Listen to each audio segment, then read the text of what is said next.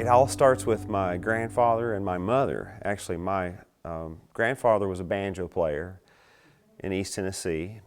And my mom, she plays guitar and sings, and she writes her own songs, mostly country, in the style, I would say, of like Hank Williams Sr. Everything she writes is probably from sounds like it could have been written in the 40s or the 50s. But I grew up listening to music in the house all the time, and hearing my grandfather and my mother play together around the house or at the nursing home when we went to visit him. And so one day, my mother, when I was growing up, she was always singing around the house and singing in the kitchen while I was getting ready for school. And I always heard, "Hey, good looking, what you got cooking?" You know, which is a great song to be singing when you're cooking in the kitchen.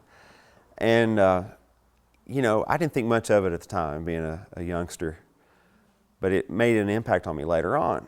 We would go visit my grandfather in the nursing home, and they would sit around and play guitar and banjo, and mostly bluegrass and old-time country. And when I was about 11 or 12, I didn't much care for that kind of thing. You know, I wanted to hear AC/DC and Van Halen and Ozzy Osbourne, to be honest. And one day this orderly walked in the room, and he said, "Hey, can I see your guitar?" Mom said, "Sure." Handed him the guitar, and he played a few chords on it, and it was just like the pyros had gone off, and you know, the lights were down, and it's just unbelievable. I was like, "You can do that on a guitar? That's what I want to do." So it took about a year, and my mother finally, after a few piano lessons, I convinced her that I wanted to play guitar. And so we got a guitar, and I started taking some lessons from the orderly for about a year and a half or 2 years. And and one day I came to a lesson, and he said that he couldn't teach me anymore because I was starting to learn things on my own that he couldn't even figure out.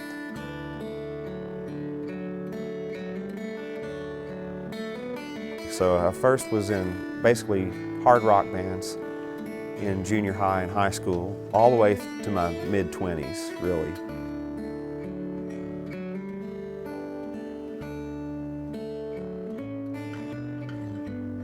And yeah, oh yeah, long hair.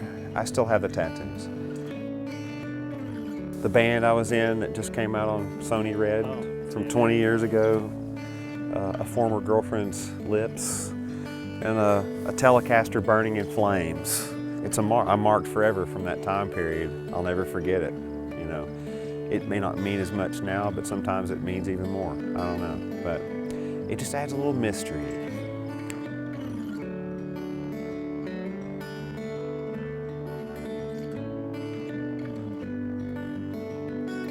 You know, I played trumpet all through high school, and took classical guitar lessons and studied jazz. And I was in a band with a guy named Chris Scott. It was just he and I playing acoustic guitars, and he had a lap steel that had been in his family. He said, "Of all the people I know, Eric, you could probably make something out of this thing." So I bought some strings and started teaching myself, which eventually led to the pedal steel guitar and dobro and various things like that. And one night we were playing that gig, and Andy Ratliff showed up, and he said, "Hey, you know, you're pretty good on guitar. Have you ever thought about playing bluegrass?" I said, "Well, you know, my mom used to play a lot of bluegrass when I was growing up. I've never really thought about it." He said, "Well, I play mandolin and fiddle and banjo." And I was like, "You do?" Bam. We became a brother duet. I have a crazy past. I'm a rock and roller. I'm a jazzer. I'm a blues guy. I'm influenced by anything good.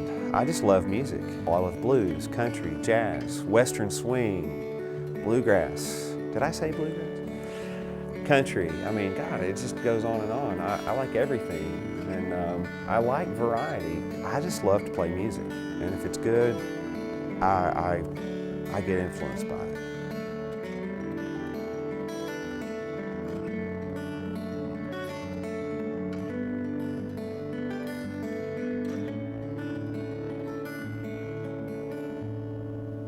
I'm more of an instrumentalist and music writer than, say, lyrics are concerned, but I do write songs from time to time, but it's been one of those things that a lot of times you feel like you're revealing yourself, and it's like, I don't know, going to church without any clothes on, and it's a little too scary, so I don't always open up enough to perform original lyrics anymore, but I think I'm getting braver as the years go on.